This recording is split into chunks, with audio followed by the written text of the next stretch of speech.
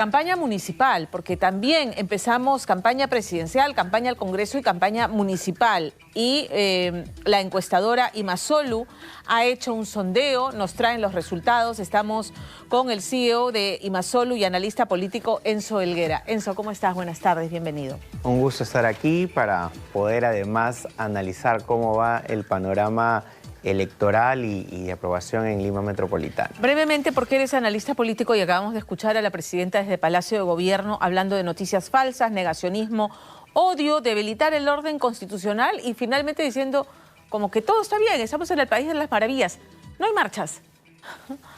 Correcto, bueno, ella está hablando de un público que no sale a marchar, que al inicio de su gestión de hecho sí salió a marchar, pero creo que no es el lenguaje comunicacional para un momento de crisis, tratar de minimizar a estos actores, porque estos actores no solamente le están paralizando el país, sino literalmente va a afectar a todos los sectores de la economía nacional, y no solamente vamos a estar hablando de la minería, sino de lácteos, ganaderos, etcétera. Es decir, va a afectarle al país, va a afectarle en las cifras económicas y esto suena a que los jóvenes no son parte de esta marcha, pero en realidad esto puede desencadenar una crisis adicional porque los jóvenes se pueden organizar y salir a las marchas porque no necesitan muchas excusas a nivel de satisfacción país, ¿correcto? Entonces, creo que la línea comunicacional definitivamente no debió ir por ahí y abordar más bien los problemas centrales y asumir su responsabilidad como ejecutivo y, por supuesto, también la de los parlamentarios. De acuerdo. Muy bien, ahora vayamos a la encuesta que recoge, en primer lugar, los principales problemas, las preocupaciones de los limeños, ¿no? Porque esta es una encuesta para Lima, ¿correcto? Correcto, para Lima Metropolitana. Para Lima Metropolitana. Correcto, entonces ahí no aterrizamos al asunto de la problemática en la que siempre lideran los temas de inseguridad ciudadana, pero justamente permitimos de que las personas puedan colocar más de un problema a la vez, con la finalidad de que no minimizar tampoco los otros problemas. Las otras preocupaciones que Correcto. tienen. En primer lugar, evidentemente, ¿no? Delincuencia, pandillaje, extorsión, prostitución, falta de seguridad ciudadana. 85.30%, ¿no? El segundo lugar lo ocupa el transporte, ordenamiento y circulación de vehículos menores, 35.3%. Y el otro grupo importante, el recojo de basura, limpieza de calles, embellecimiento de la ciudad, todo eso se concentra en un 33.87%. Claro. Hemos separado el tema de venta de drogas porque muchas veces, si bien es cierto está relacionado con la inseguridad ciudadana, muchas veces es un problema más puntual de lo que la población ve cercano a este tema del tráfico o de la microcomercialización de drogas. Y preguntando por ello separado, hay un 20% de la población aproximadamente que ve este problema, sumado al tema de pistas y la falta de mantenimiento de las mismas, también un 20%, ¿correcto?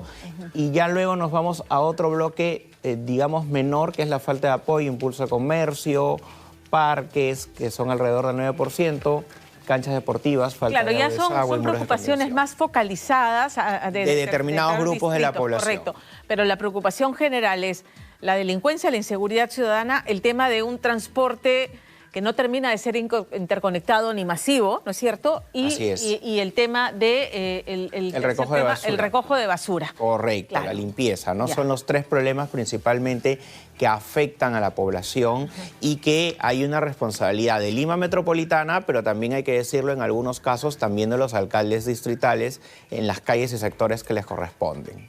La siguiente pregunta es, si mañana fueran las elecciones provinciales, Francis Allison aparece.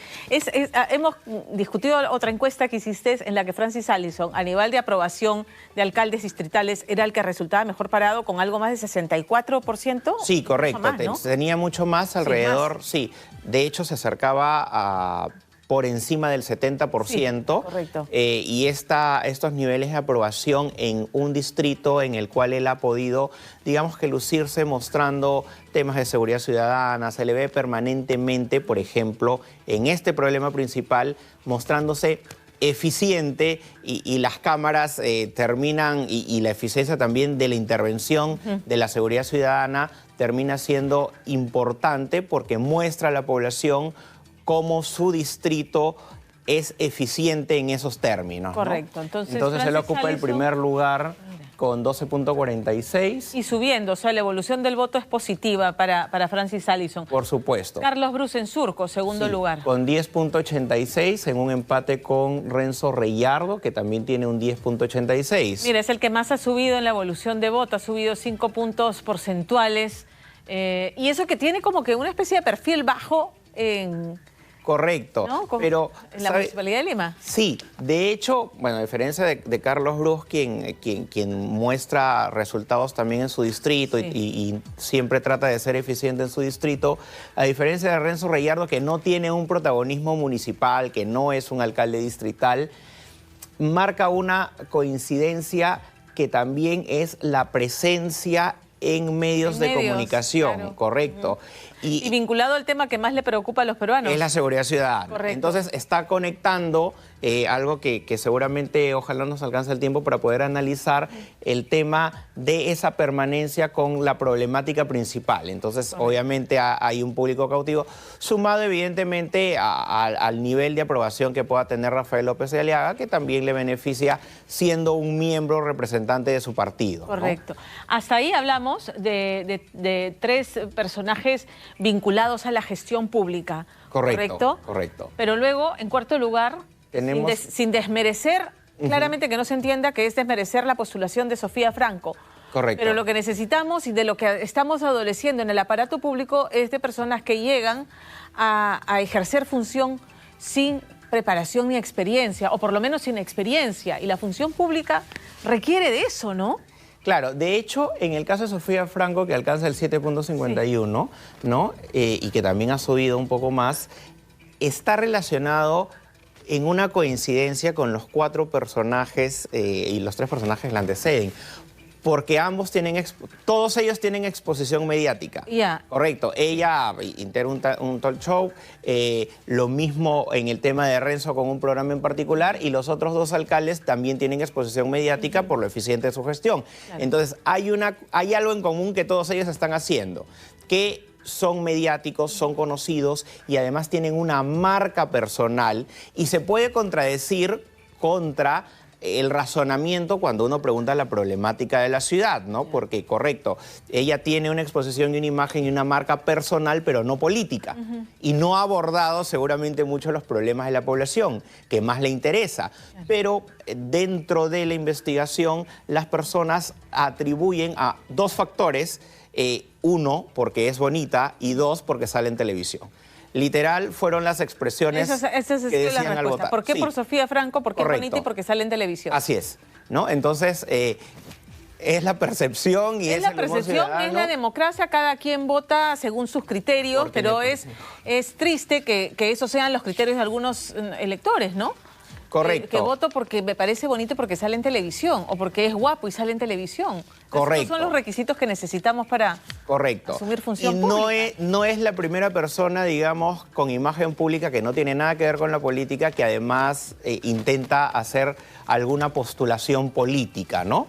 Entonces, bueno, debajo de Sofía Franco se encuentra Aarón Espinosa con 5.11, Ulises Villegas, el actual alcalde de Comas, con 4.95, ¿no? Alberto Tejada también es un exalcalde, sí, con 2.88, y ya le siguen otros personajes que son menos conocidos. Vamos correcto, con el siguiente cuadro, porque evidentemente las modificaciones que hizo este Congreso han sido para lograr los que están actualmente en funciones poder reelegirse en la Cámara Alta de Senadores. Correcto.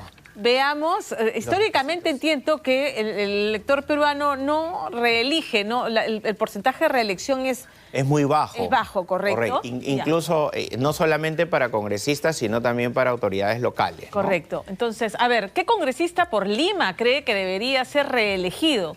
Lidera Susel Paredes, pero los porcentajes son chiquitos, ¿no? O sea, sí, son ¿no? muy pequeños y sí, evidentemente también podemos asociarlo con con la popularidad parlamentaria, por un lado. Y segundo, que la conducta electoral siempre es por votar hacia la presidencia, y recordemos que son muy pocos, es un porcentaje muy bajo, hablemos más o menos de un 10%, que termina marcando o identificando las marcas de los congresistas. En el caso de Susel Paredes, que lidera esta lista, Pero aquí fue con fotografía.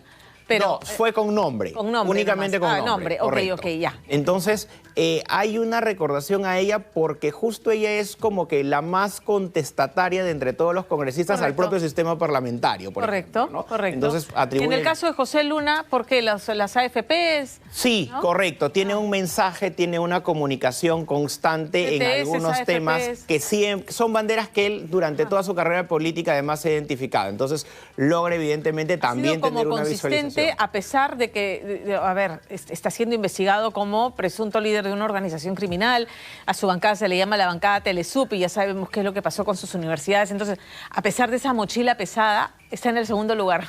Así es. Y lamentablemente, y a juicio de muchos, estas banderas que él ha seguido defendiendo las ha hecho durante toda su vida. Entonces, eso le da consistencia para la opinión pública, al margen de que compartan o no su vida, sus cuestionamientos, etcétera, ¿no? Entonces, por ahí ha tenido también una notoriedad relevante, ¿no? Sí, Roberto Quiabra, que tiene pretensiones presidenciales. Correcto, ¿no? Correcto.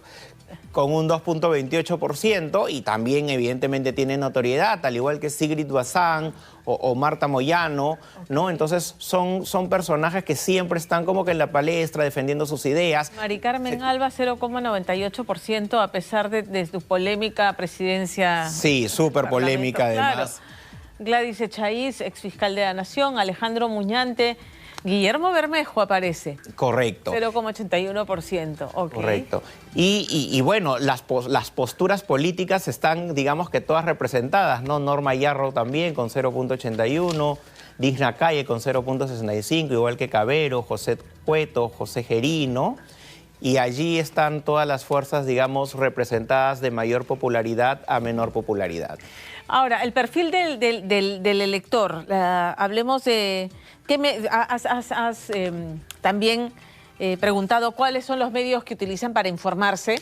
¿Tenemos ese cuadro? Existe un concepto entre los medios digitales y los tradicionales. Y aquí justamente cuando preguntamos por qué medios se informan o consumen más en Lima Metropolitana, terminan votando por la televisión con un 40,64%, porque las personas siguen creyendo más en lo que ven y más si es en televisión, porque evidentemente hay una responsabilidad detrás, a diferencia de las redes sociales. Claro, hay programas informativos, noticieros dominicales que tienen años en pantalla. Correcto. Generan confianza en la información que se les da. Credibilidad, marca, reconocimiento, reputación, ¿no? Entonces, todo esto es un componente que además la televisión no se ha quedado en el tiempo analógico, sino también, evidentemente, también se digitaliza. Claro. Correcto. Entonces, al tener la permanencia en las redes sociales, en YouTube, etcétera, termina dándole una consistencia mucho más global y mucho más importante en términos de información. En segundo lugar, fíjate, Facebook. Qué curioso. En segundo lugar, Facebook. Tercer lugar, la radio. TikTok casi a la par que de la radio, Instagram, periódicos y YouTube ya en menor porcentaje. Vamos para que no se nos vaya el tiempo, el perfil de los encuestados.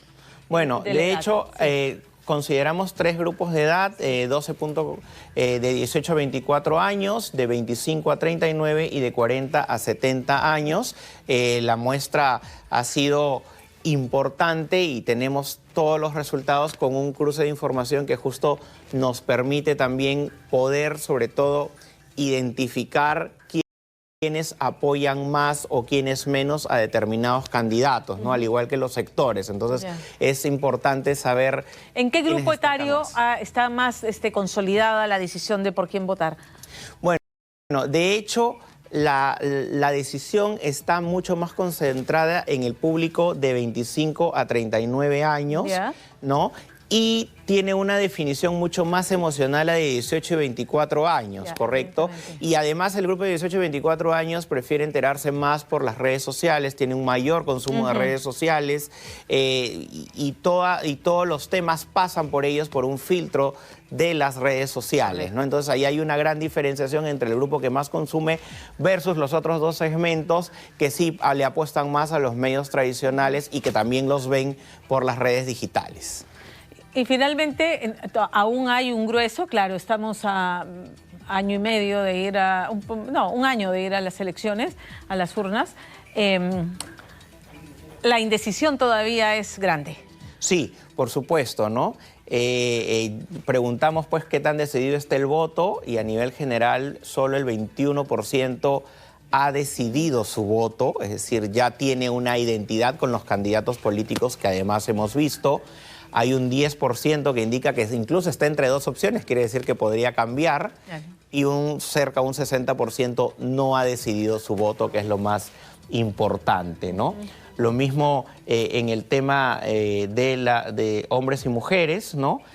Vemos que quien ha decidido más el voto, un 24% son las mujeres, claro, ¿no? Versus los hombres un 17%. Quienes están entre las dos opciones también son las mujeres, ¿no? Y los hombres sí como que se identifican más con una sola postura cuando terminan identificando, ¿no? Ahí es un cambio importante, ¿no? Correcto. Enzo, muchísimas gracias por estar esta tarde con nosotros. Un gusto como siempre. Gracias. Tenemos